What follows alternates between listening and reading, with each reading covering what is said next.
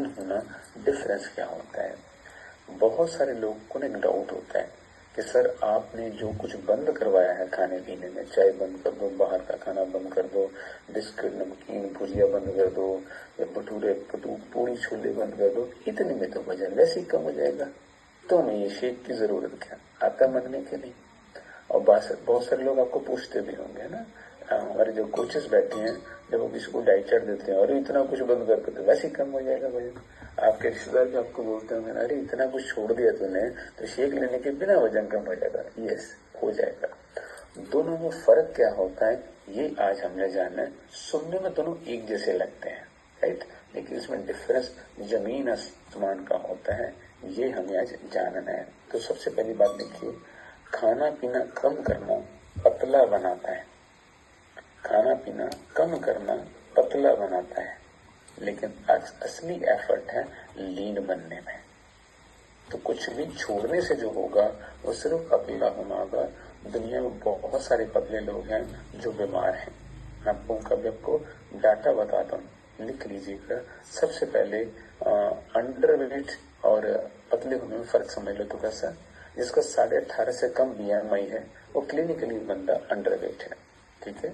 और इसके अपने अपने कॉम्प्लिकेशंस बहुत ज्यादा होती हैं, हम उस पर नहीं जाएंगे।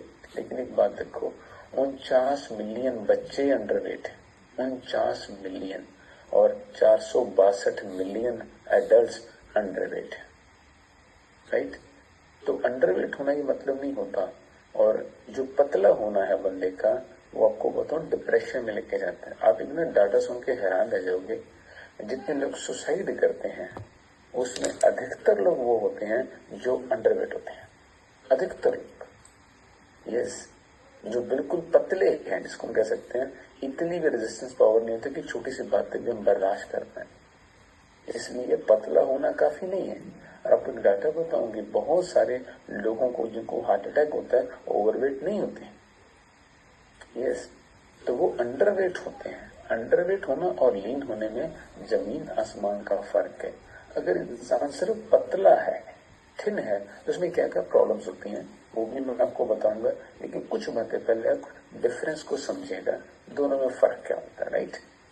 पतले होने का मतलब है आपका फैट और मसल दोनों कम है।